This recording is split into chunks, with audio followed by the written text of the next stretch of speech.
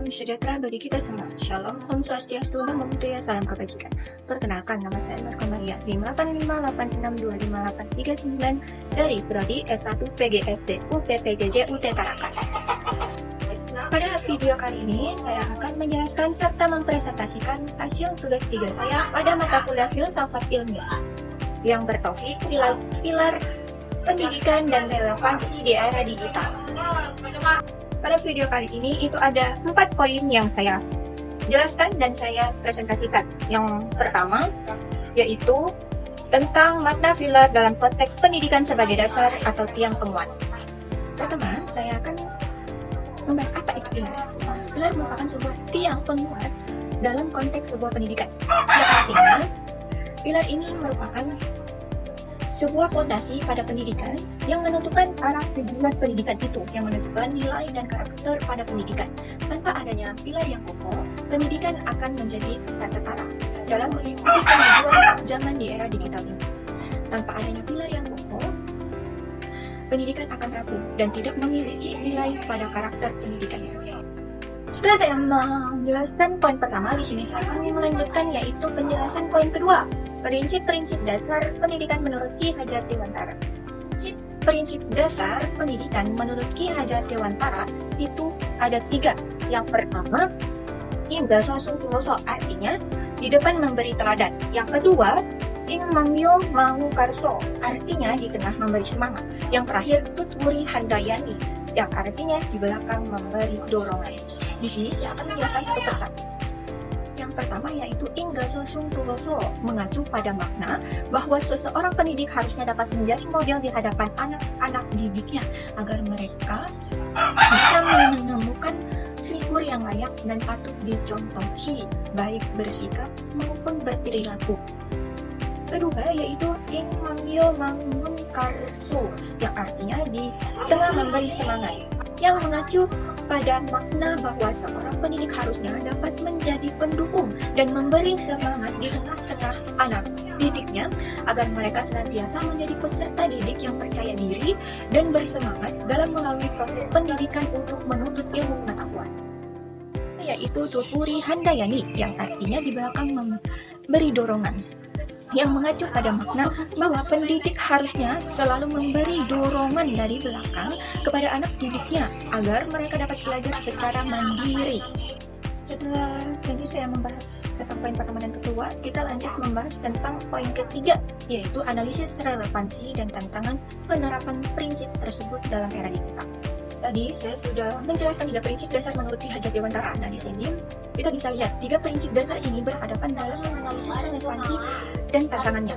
Pada relevansi pada pembelajaran daring dan di literasi digital, semboyan dari 3 dasar prinsip pendidikan yang menurut Ki Hajar Dewantara, yaitu Tuturi Handayani. Ini sangat relevan dalam pembelajaran era digital karena guru tidak lagi menjadi satu-satunya sumber ilmu, tetapi guru bertindak sebagai fasilitator yang mendorong kemampuan kemandirian pada siswa agar mampu mengeksploitasi informasi, ilmu pengetahuan, serta dapat membangun literasi digital secara mandiri. Selanjutnya yaitu pada tantangan pembentukan karakter peserta didik. Pada prinsip dasar Inggaso Sungtuloso merupakan sebuah tantangan besar bagi guru dalam menjalankan pembelajaran secara daring. Karena guru dituntut untuk mampu menjadi role model dalam beretika secara digital yang sedang maraknya berita palsu atau hoax yang bermunculan. Selanjutnya, tantangan peran guru. Pada semboyan Ing Mangyo Mangun Karso menuntut pilar learning to do tentang guru dalam era digital adalah bagaimana guru mengemas ruang kelas daring yang sepi menjadi ramai dan aktif, interaktif, dan mampu berkolaborasi walaupun dalam pembelajaran berbasis HP atau tidak ketemu secara langsung. Setelah membahas poin pertama, kedua, dan ketiga, di sini kita akan lanjut membahas poin keempat, yaitu relevansi singkat tentang pilar yang dapat menjadi jawaban persoalan pendidikan nasional saat ini.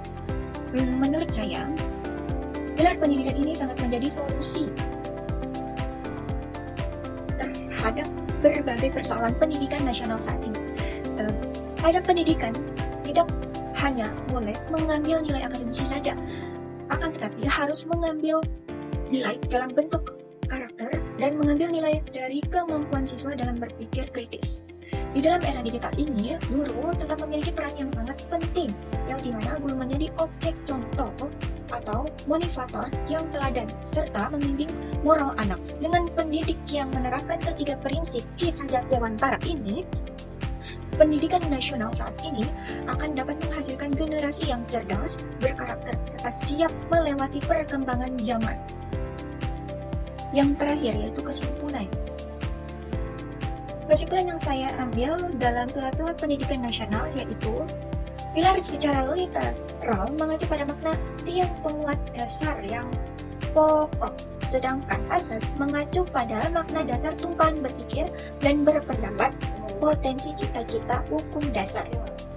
Jadi kita dapat mengatakan bahwa asas dan pilar ini sama-sama bermakna dasar, tetapi dalam fungsinya pilar dimaknai sebagai penopang dan penyangga, sedangkan asas memaknai sebagai pondasi.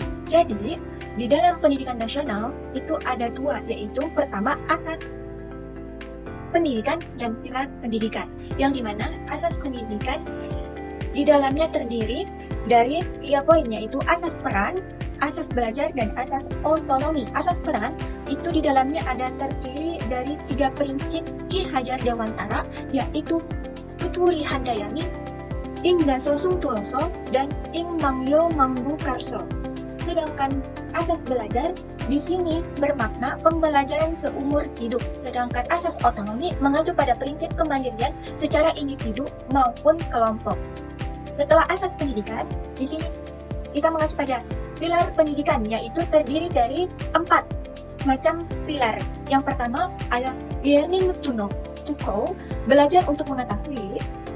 Yang kedua, learning to do, belajar untuk berbuat atau berkarya, belajar untuk berkarya.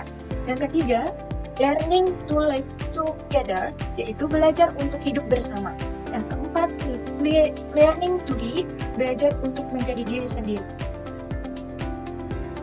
Keempat pilar ini adalah tiang penopang dari pembangunan pendidikan yang bermartabat ke abad ke-21.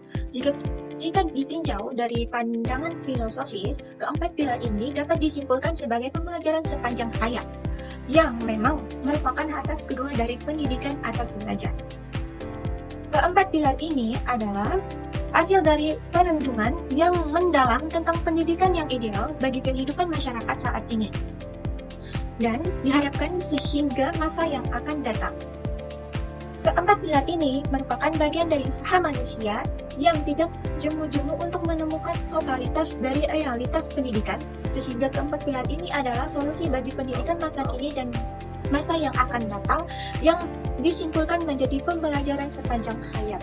Pilar-pilar pendidikan ini menunjukkan mata yang tajam dan pemikiran yang bijak bagi masalah pendidikan, yaitu bahwa pendidikan sebaiknya dianggap sebagai pembelajaran sepanjang hayat. Sekian dari hasil presentasi saya dan penjelasan saya. Kurang dan lebihnya saya mengucapkan mohon maaf. Saya akhiri, wabillahi taufiq wal hidayah. Wassalamualaikum warahmatullahi wabarakatuh.